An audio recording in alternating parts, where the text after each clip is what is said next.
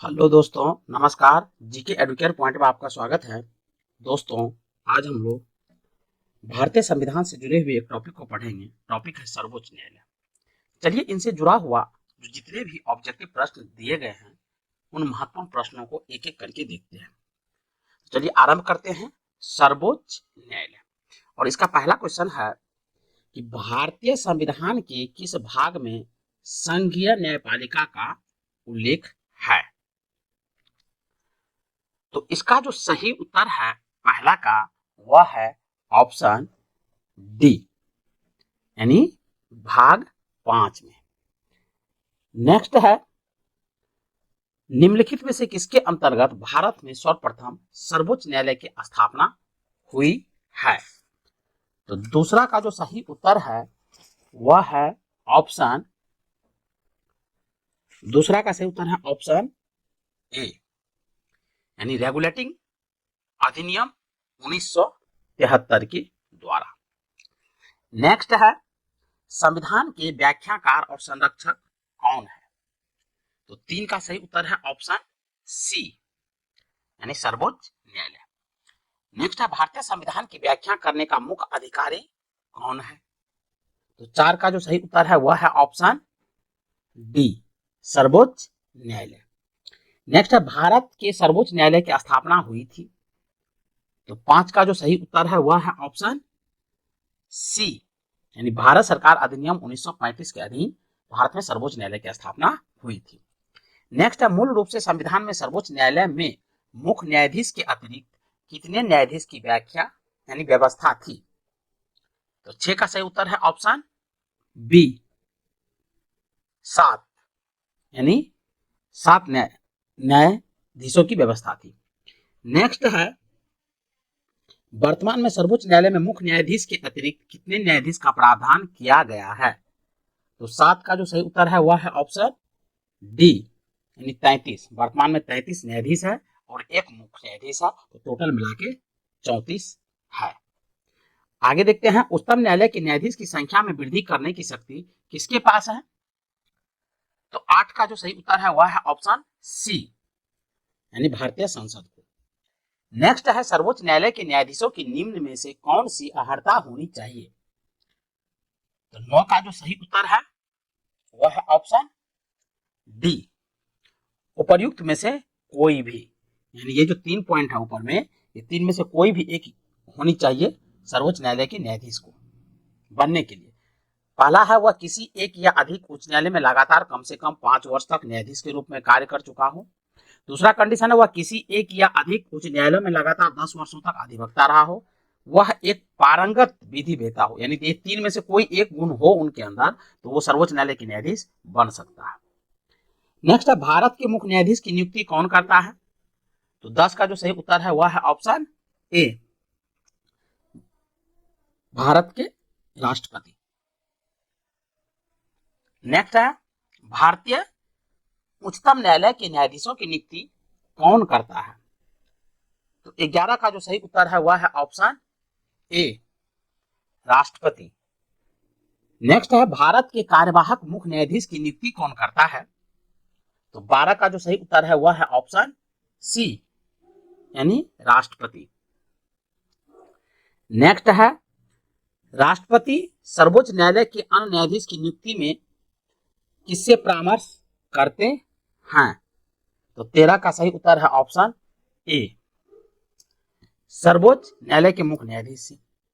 सर्वोच्च न्यायालय में तदर्थ न्यायाधीशों की नियुक्ति किस देश की न्याय प्रणाली से प्रेरित है। तो 14 का सही उत्तर है ऑप्शन डी, फ्रांस से। नेक्स्ट है, भारतीय संविधान में तदर्थ न्यायाधीश की नियुक्ति का प्रावधान है। तो 15 का जो सही उत्तर है वह है ऑप्शन डी, इनमें से सभी में।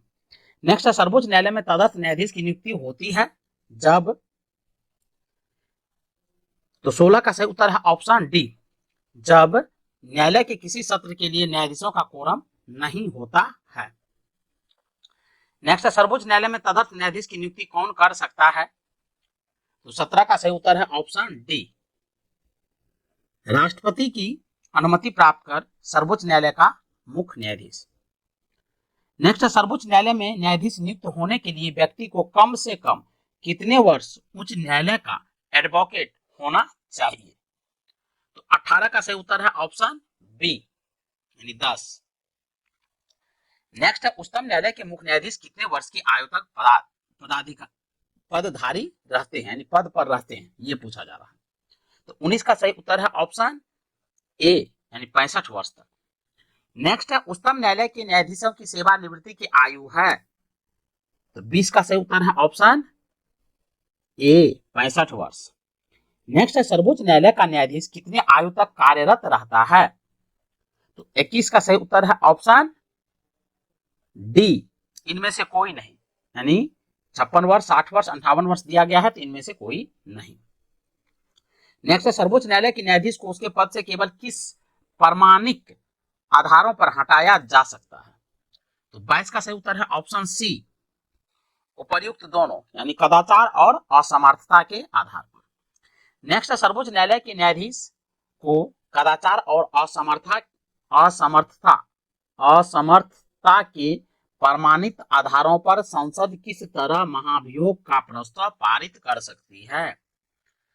तो 23 का सही उत्तर है ऑप्शन सी संसद के दोनों सदनों द्वारा अलग अलग अपने कुल सदस्यों की संख्या के बहुमत तथा उपस्थित एवं मतदान करने वाले सदस्यों के 2/3 बहुमत प्रस्ताव द्वारा।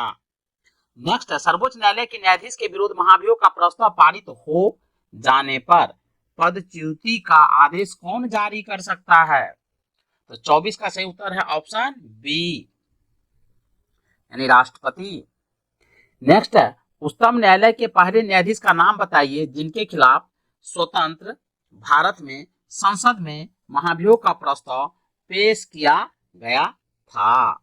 तो 25 का जो सही उत्तर है वह है ऑप्शन बी जस्टिस रामा स्वामी। बहुत इंपॉर्टेंट प्रश्न है। नेक्स्ट है सर्वोच्च न्यायालय के मुख्य न्यायाधीश को प्रति माह कितना वेतन मिलता है? तो 26 का सही उत्तर है ऑप्शन सी यानी 2,80,000। नेक्स्ट है सर्वोच्च न्यायालय के अन्य न्यायाधीश को प्रति माह कितना वेतन मिलता है? तो 27 का सही उत्तर है ऑप्शन बी 2,50,000। नेक्स्ट है राष्ट्रपति और उपराष्ट्रपति की अनुपस्थिति में राष्ट्रपति के कार्यों का निर्वहन कौन करता है? तो 28 का सही उत्तर है ऑप्शन सी भारत के मुख्य न्यायाधीश। नेक्स्ट निम्न में से भारत के किस मुख्य न्यायाधीश ने राष्ट्रपति के रूप में काम किया? तो 29 का सही उत्तर है option A justice M Hidayatullah. Next सेवानिवृत्ति के पश्चात सर्वोच्च न्यायालय के न्यायाधीश वकालत कर सकते हैं? तो 30 का सही उत्तर है ऑप्शन डी किसी भी न्यायालय में नहीं, यानी वकालत नहीं कर सकते हैं। नेक्स्ट है सर्वोच्च न्यायालय के अधिकार क्षेत्र में वृद्धि करने का अधिकार किसे प्राप्त है? तो 31 का सही उत्तर है ऑप्शन सी यानी भारतीय संसद को। नेक्स्ट है कौन सा कानून यह निर्धारित करता है कि उच्चतम न्यायालय की समस्त कार्यवाही अंग्रेजी भाषा में होगी? तो 32 का सही उत्तर है ऑप्शन बी भारत के संविधान का अनुच्छेद 348। नेक्स्ट है सर्वोच्च न्यायालय की संस्था का निरीक्षण कर सकता है? तो 33 का सही उत्तर है ऑप्शन सी अधीनस्थ न्यायालय। भारत में न्यायपालिका है? तो 34 का सही उत्तर है ऑप्शन ए स्वतंत्र। नेक्स्ट है भारत में न्यायपालिका का स्वरूप है?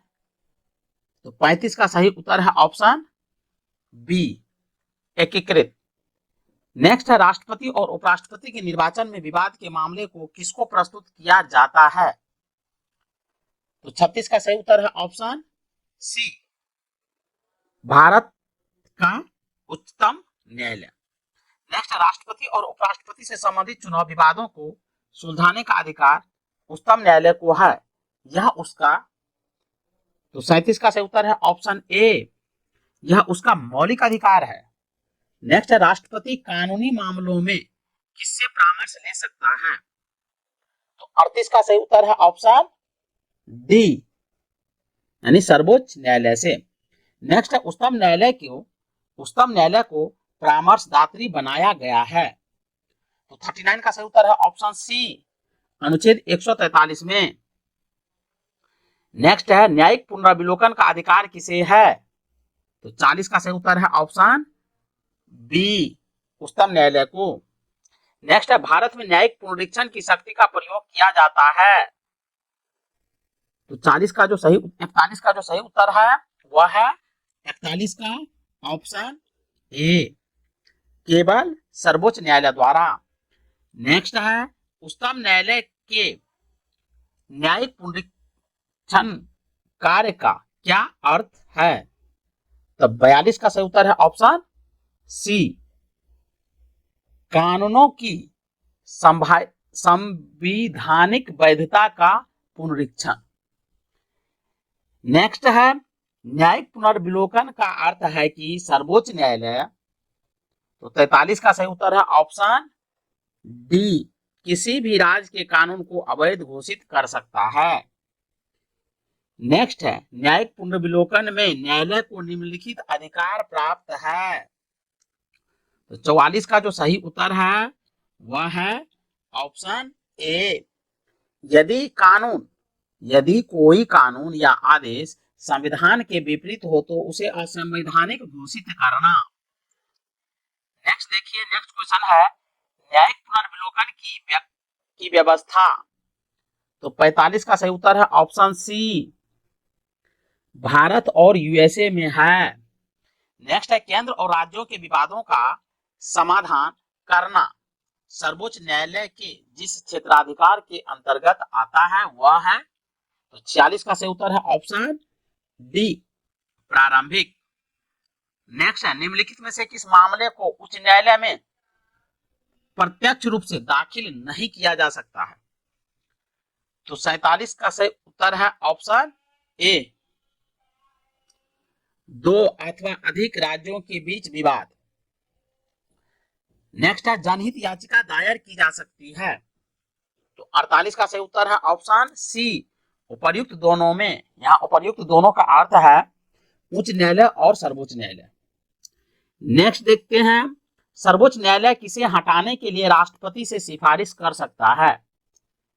तो 49 का सही उत्तर है ऑप्शन बी, यानी संघ लोक सेवा आयोग के अध्यक्ष व सदस्यों को, यूपीएससी के जो अध्यक्ष और सदस्य होते हैं उनको।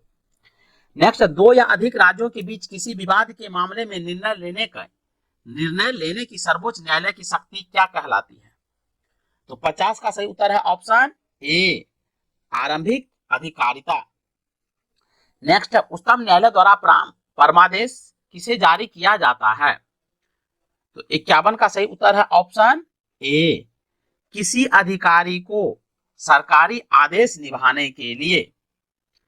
नेक्स्ट है निम्नलिखित में से उच्च न्यायालय उच्चतम न्यायालय की वह रीट या आदेश कौन सा है जो किसी प्राधिकार को रद्द करने के लिए लिया जाता है?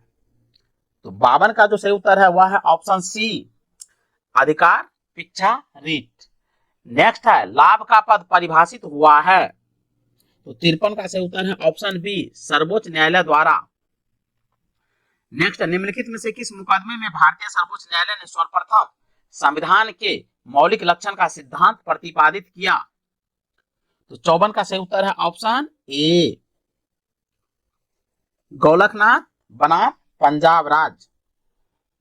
नेक्स्ट है भारतीय संविधान का कौन सा अनुच्छेद संवैधानिक विवादों में सर्वोच्च न्यायालय के अपीलीय क्षेत्राधिकार से संबंधित है? तो 55 का सही जो उत्तर है वह है ऑप्शन डी, अनुच्छेद 134 ए को मिलाकर अनुच्छेद 133 को पढ़ना। नेक्स्ट है केंद्र और राज्यों के बीच विवादों को तय करने के लिए भारत के सर्वोच्च न्यायालय की शक्ति किस अधिकार क्षेत्र के अंतर्गत आती है? तो 56 का सही उत्तर है ऑप्शन डी, मूल क्षेत्राधिकार। नेक्स्ट है भारत का उच्चतम न्यायालय कानूनी तथ्य के मामले में राष्ट्रपति को परामर्श देता है। तो 57 का सही उत्तर है ऑप्शन बी, तभी जब वह ऐसे परामर्श के लिए कहता है। नेक्स्ट है राष्ट्रीय मानव अधिकार आयोग के अधिनियम 1993 के अनुसार निम्नलिखित में से कौन इस आयोग का अध्यक्ष बन सकता है? तो 58 का सही उत्तर है ऑप्शन सी, केवल भारत के सेवानिवृत्ति मुख्य न्यायमूर्ति। नेक्स्ट है भारत के सर्वोच्च न्यायालय ने संविधान के आधारभूत ढांचे के सिद्धांतों को स्पष्ट किया। तो 59 का सही उत्तर है ऑप्शन सी, शंकरी प्रसाद वाद 1951 में। नेक्स्ट है किस वाद में सर्वोच्च न्यायालय ने कहा था कि संसद को मूल अधिकार में संशोधन करने की शक्ति प्राप्त है, पर वह संविधान के मूल ढांचे में संशोधन नहीं कर सकती है। तो 60 का जो सही उत्तर है वह है ऑप्शन ए, केशवानंद भारतीवाद। नेक्स्ट है सर्वोच्च न्यायालय के प्रथम मुख्य न्यायाधीश कौन थे? तो 61 का सही उत्तर है option A, Hiralal J Kania.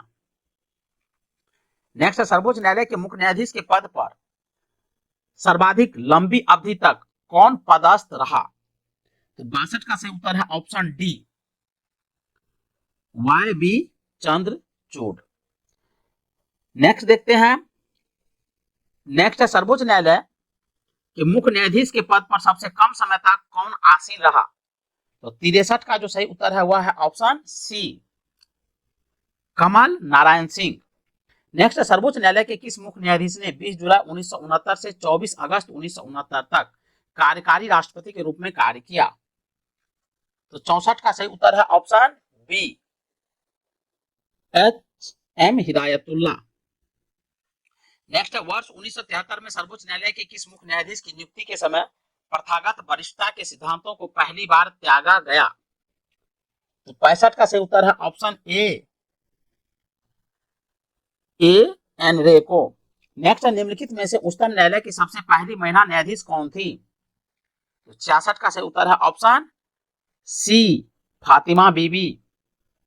Next संविधान की व्याख्या करने का अंतिम अधिकार किसे प्राप्त है? तो 67 का सही उत्तर है ऑप्शन डी, सर्वोच्च न्यायालय को। नेक्स्ट है निम्नलिखित में से किसके मामले उच्च न्यायालय व उच्चतम न्यायालय दोनों की आधिकारिकता में आते हैं? तो 68 का सही उत्तर है ऑप्शन सी, मूल अधिकारों का संरक्षण। नेक्स्ट है उच्चतम न्यायालय के परामर्श अधिकारिता के विषय में निम्नलिखित में से कौन से कथन सही है? तो 69 का जो सही उत्तर है वह है ऑप्शन सी, यानी 2 और 3। तो दूसरा स्टेटमेंट है परामर्शी अधिकारिता शक्ति के अधीन प्राप्त किसी निर्देश पर उच्चतम न्यायालय की पूर्ण पीठ सुनवाई करती है। और तीसरा स्टेटमेंट है कि परामर्शी अधिकारिता के अधीन प्राप्त निर्देश पर व्यक्त किया हुआ उच्चतम न्यायालय का मत सरकार पर बाध्यकारी नहीं होता है। नेक्स्ट है कौन सा अनुच्छेद सर्वोच्च न्यायालय को अभिलेख न्यायालय का स्थान प्रदान करता है? तो 70 का जो सही उत्तर है वह है ऑप्शन सी, यानी अनुच्छेद 129। नेक्स्ट है निम्नलिखित में से कौन सबसे पहली महिला वकील है जिनको सीधे उच्चतम न्यायालय के न्यायाधीश के रूप में नियुक्त किया गया? तो 71 का सही उत्तर है option D, Indu Malhotra. Next है परामर्शदायी अधिकार क्षेत्र के अंतर्गत उच्चतम न्यायालय किसी विधि के प्रश्न या जनता के लिए विशेष महत्व के तथ्य पर परामर्श देता है जो उसे भेजा जाएगा? तो 72 का सही उत्तर है ऑप्शन डी, राष्ट्रपति द्वारा। नेक्स्ट है जब भारतीय न्यायिक पद्धति में लोकहित मुकदमा यानी PIL लाया गया तब भारत के मुख्य न्यायाधीश कौन थे? तो 73 का सही उत्तर है ऑप्शन डी, PN भगवती। बहुत इंपॉर्टेंट प्रश्न है, ध्यान रखेंगे। सर्वोच्च न्यायालय में न्यायाधीश नियुक्त होने के लिए व्यक्ति को कम से कम कितने वर्ष उच्च न्यायालय का एडवोकेट होना चाहिए? तो 74 का सही उत्तर है ऑप्शन बी, 10 वर्ष। नेक्स्ट है सर्वोच्च न्यायालय के न्यायाधीश भारत के राष्ट्रपति द्वारा हटाए जा सकते हैं? तो 75 का सही उत्तर है ऑप्शन डी, संसद में महाभियोग प्रस्ताव पारित होने पर।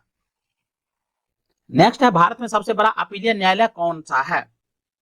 तो 76 का सही उत्तर है ऑप्शन सी, उच्चतम न्यायालय। नेक्स्ट है भारत के उच्चतम न्यायालय को, तो 77 का सही उत्तर है ऑप्शन डी, प्रारंभिक अपीलीय और परामर्शदायी क्षेत्राधिकार है। नेक्स्ट है भारत में किस संवैधानिक पद पर कोई महिला नहीं रही है? तो 78 का सही उत्तर है ऑप्शन ए, उच्चतम न्यायालय के मुख्य न्यायाधीश। नेक्स्ट है, डैश के फैसले भारत के बाकी सभी न्यायालयों को मान्य होते हैं। तो 79 का सही उत्तर है ऑप्शन ए, भारत के उच्चतम न्यायालय।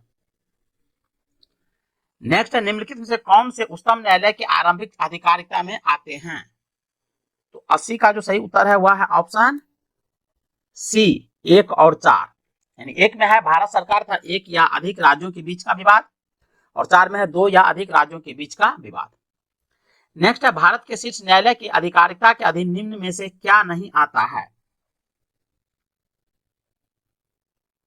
तो 81 का सही उत्तर जो है वह है ऑप्शन सी, कॉलेजिएट आधिकारिकता। और नेक्स्ट एंड लास्ट क्वेश्चन है, सर्वोच्च न्यायालय की स्थापना के संबंध में निम्न में से कौन सा ऐसे कथन सही है?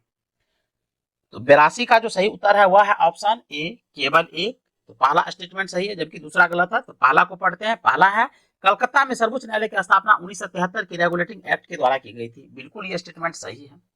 दूसरा है, लेमेस्टर इस न्यायालय के प्रथम मुख्य न्यायाधीश थे। ये गलत है, एलिजा इम्पे थे। तो चलिए मिलते हैं नेक्स्ट वीडियो में, तब तक के लिए जय हिंद।